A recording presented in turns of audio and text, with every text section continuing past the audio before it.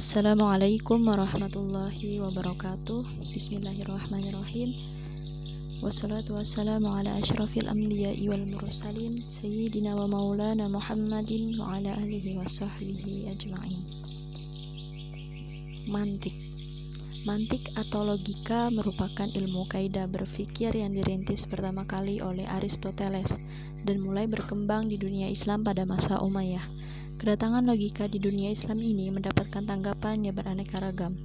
Ada yang apresiatif dan mengembangkannya lebih jauh dengan cara menafsirkan dan menyempurnakannya. Tetapi ada juga yang menolak dan menganggapnya bid'ah. Baiklah, saya Siti Melati. Di sini saya akan sedikit menjelaskan apa itu ilmu mantik dan mengenai ilmu mantik Aristo. Yang pertama, pengertian ilmu mantik.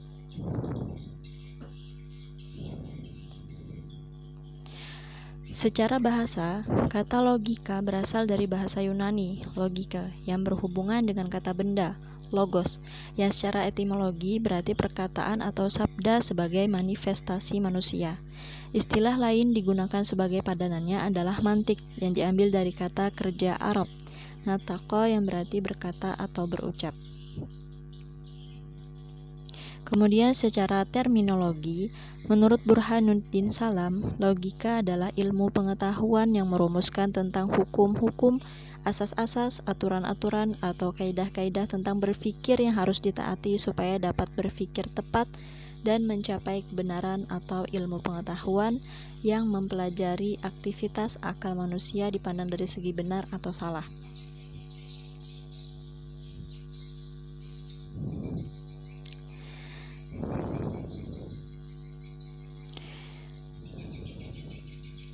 Adapun pengertian lain dari ilmu mantik, di sini saya mengutip dari buku yang berjudul Ilmu Mantik yang ditulis oleh Syairuji Abdul Chalik dan Oom Mukarramah.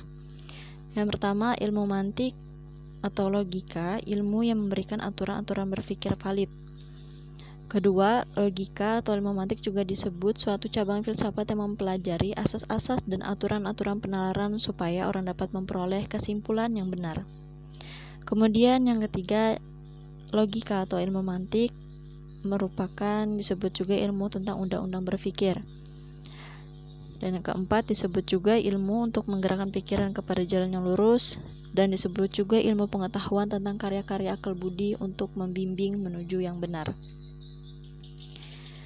Nah, dari beberapa pengertian tersebut, pada dasarnya meskipun berbeda-beda banyak pengertiannya, namun ilmu mantik ini sama-sama berkonotasi kepada undang-undang berpikir agar orang terhindar dari kesalahan. Jadi undang-undang tersebut bukan hanya sekedar menuntun orang harus berpikir, tetapi juga menuntun bagaimana seharusnya orang berpikir agar sampai kepada jalan yang mendekati kesimpulan yang benar. Kemudian di sini saya akan menjelaskan sedikit sejarah ilmu mantik Aristo masuk ke dunia Islam. Singkat cerita, logika Aristoteles merupakan bagian filsafat Yunani yang pertama kali dikenal oleh umat Islam. Perkenalan ini berawal dari perdebatan-perdebatan ilmiah antara umat Islam dengan orang-orang Nasrani, Yahudi, dan Zoroaster yang telah menguasai logika Aristoteles. Mereka saling menyerang dan membenturkan ajarannya masing-masing demi mendapatkan suatu kebenaran yang hakiki. Dalam perdebatan itu, mereka banyak menggunakan argumen yang filosofis dan logis berdasarkan premis-premis logika Aristoteles. Hal ini tentu menjadikan umat Islam mau tidak mau harus mempelajari filsafat atau logika pula, karena kecuali dengan jawaban yang filosofis dan logis pula. Jadi karena itulah umat Islam belajar logika Aristo ini, karena lawan-lawan dari umat Islam dalam menyampaikan kebenaran agamanya masing-masing itu mereka menggunakan filsafat dan logika. Jadi mau tidak mau umat Islam juga harus mempelajari filsafat dan logika pula, yaitu mempelajari logika Aristo ini mereka. Kemudian tanggapan ulama terhadap logika Aristoteles. Jadi tanggapan ulama ini ada yang menerima, ada yang mendukung, dan ada pula yang menentang. Nah, sini ada beberapa para pembela logika Aristoteles atau menerima logika Aristoteles ini. Yang pertama yaitu Al-Farabi. Al-Farabi menjadikan logika sebagai alat atau pendahuluan bagi semua ilmu dan dasar bagi seluruh pemikiran, dan menurutnya logika memberikan aturan-aturan yang dengannya manusia dapat membedakan yang benar dan yang salah dan terhindar dari kemungkinan terjatuh pada kekeliruan. Jadi menurut Al-Farabi, dengan logika kita bisa menghindari kemungkinan terjatuh pada kekeliruan. Makanya ia membela logika ini. Kemudian yang kedua yaitu Ibnu Sina. Bagi Ibnu Sina, logika adalah ilmu alat sekaligus bagian dari ilmu. Disebut alat karena ia merupakan ilmu pengukur yang menimbang akan ilmu-ilmu lainnya, dan sebagai ilmu karena ia sendiri mempunyai kaidah-kaidah dan pokok-pokok permasalahannya sendiri. Jadi ada pembahasan khusus mengenai logika ini, sepemahaman saya ya. Karena ia mempunyai kaidah-kaidah dan pokok-pokok permasalahannya sendiri. Jadi mungkin ada pembahasan khusus mengenai logika. Kemudian Al-Ghazali. Al-Ghazali berpendapat bahwa logika memang merupakan alat namun mempunyai keterbatasan. Logika adalah alat penimbang atau neraca bagi sesuatu tertentu, tetapi ia tidak dapat dipergunakan untuk menimbang segala sesuatu, terutama dalam persoalan metafisika. Nah, jadi menurut Al-Ghazali, logika adalah pendahuluan bagi semua ilmu pengetahuan. Kemudian Abu Al-Wahid Ibnu Rusyid. Menurut Ibnu Rusyid, seorang tidak akan memperoleh kebahagiaan tanpa logika Aristoteles. Dengan keyakinannya kepada logika, ia berpendapat bahwa kebenaran dalam agama yang merupakan sumber kebahagiaan tidak bisa didekati tanpa adanya kejernihan pemikiran, yang jalannya adalah berpikir dengan logika. Nah, Ibnu Rusyid ini seperti sangat-sangat mengagumkan Aristoteles ini. Bahkan ia menganggap Aristoteles ini adalah seorang laki-laki yang ilahi, yang tidak pernah salah. Namun di sini menurut saya Aristoteles ini kan juga manusia, yang namanya kita makhluk manusia ini tidak pernah luput dari kesalahan. Jadi peranggapan dari Ibnu Rusyid ini menurut saya terlalu berlebihan ya, sampai seperti itu.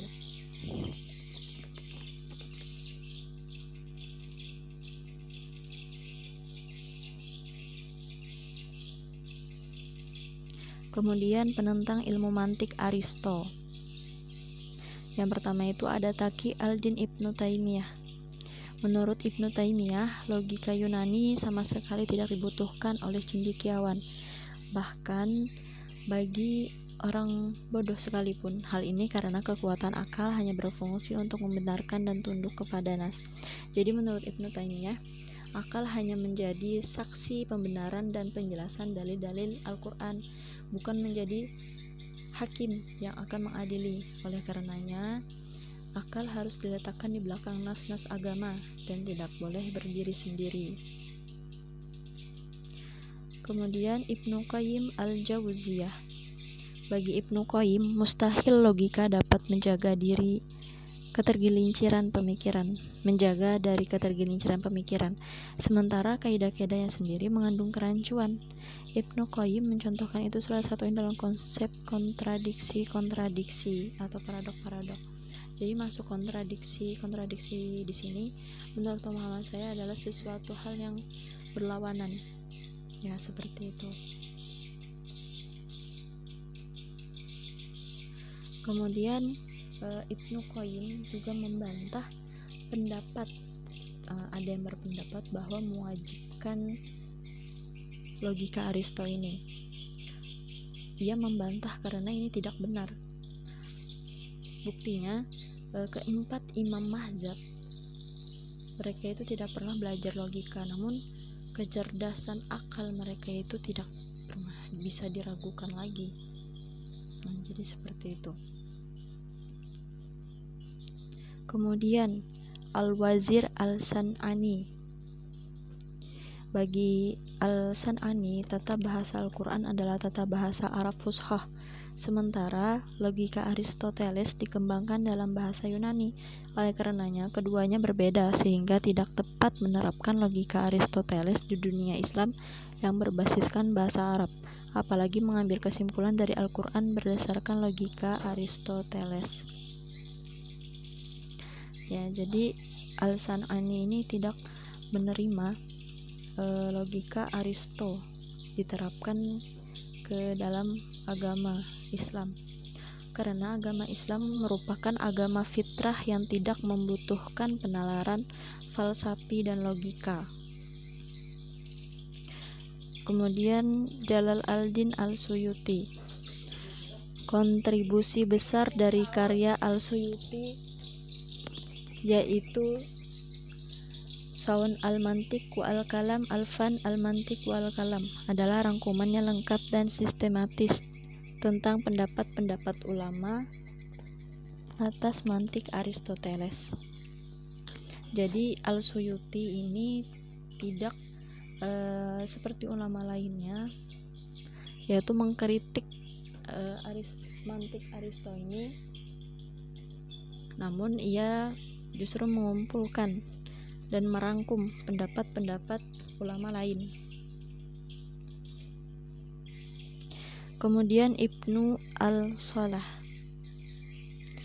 Bagi Ibnu al-Salah, filsafat merupakan penyebab kebodohan, kemunduran, kesesatan, kekafiran, karena akan menyebabkan seseorang buta dalam melihat kesucian syariat. Menurutnya, hukum agama tidak membutuhkan logika dan filsafat. Oleh karenanya, tidak perlu belajar filsafat dan logika, karena tidak akan memberikan manfaat dan hanya akan tertipu oleh setan karena keraguan-keraguannya akan agama. Nah, jadi Al-Salah ini, Ibnu al-Salah, bahkan beliau mengharamkan hukumnya untuk belajar filsafat dan logika, karena takutnya dengan kita belajar filsafat dan logika itu nantinya kita akan meragu-ragukan kebenaran akan agama.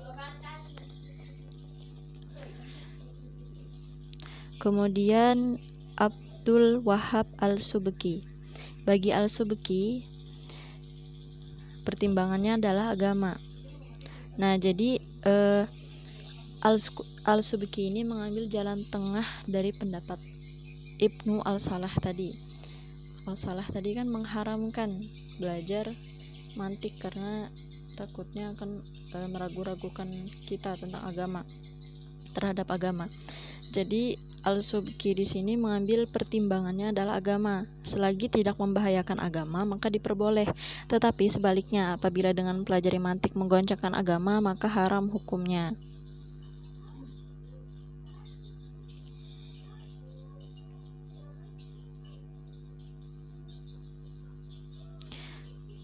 Mengapa mantik? Nah, jadi ada dua alasan mengapa mantik ini dipelajari. Di sini saya mengutip dari buku yang berjudul Mantik yang ditulis oleh Aziz Anwar Fahrudin.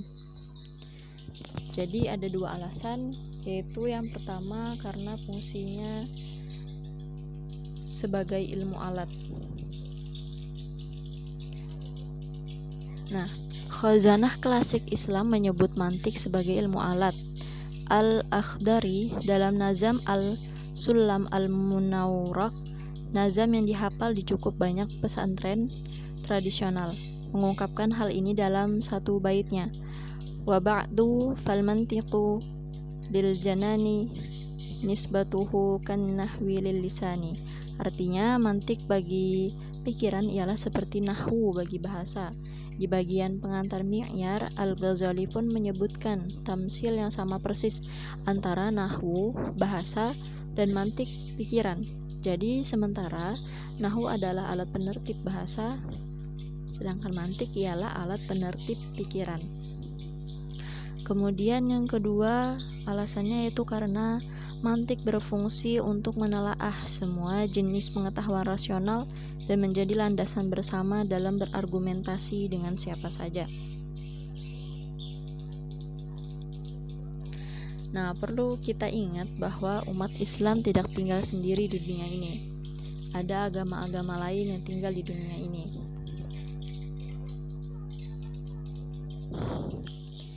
Nah, orang Islam tidak bisa hanya memakai kitab suci ketika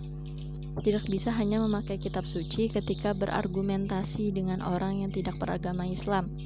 Dalam mantik, ini disebut dengan musallamat, yakni premis-premis yang disepakati sehingga kedua belah pihak yang sedang berkomunikasi atau beradu argumentasi tidak perlu lagi membahas validitas premis itu.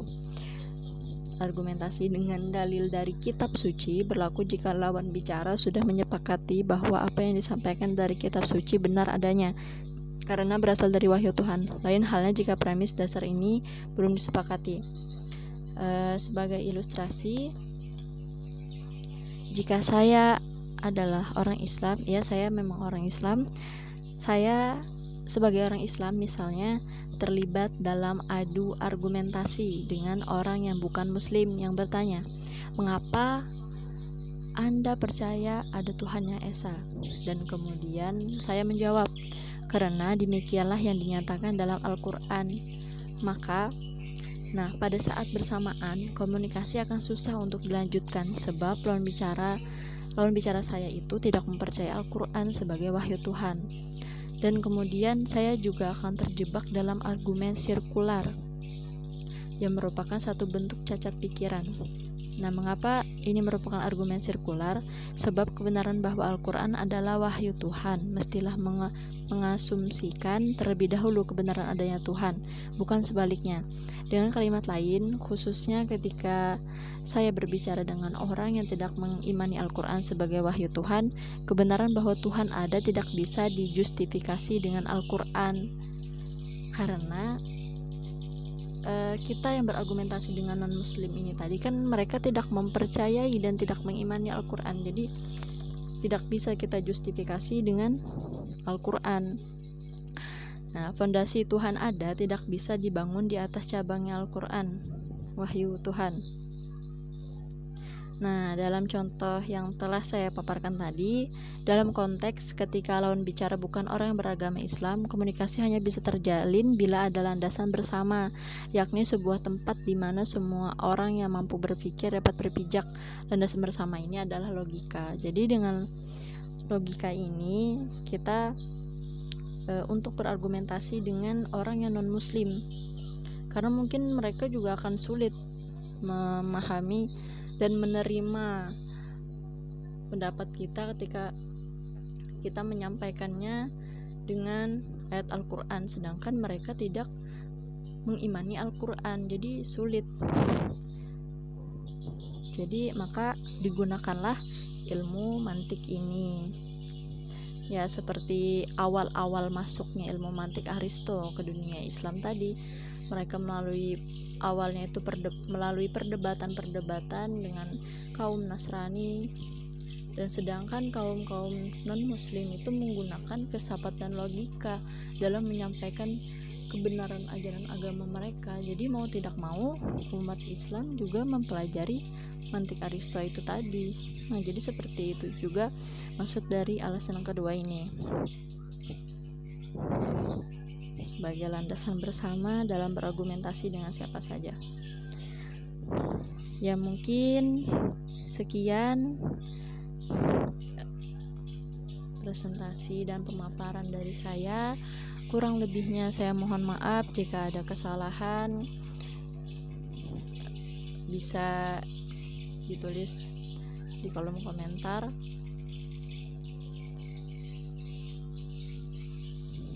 Sebelumnya terima kasih. Wassalamualaikum warahmatullahi wabarakatuh.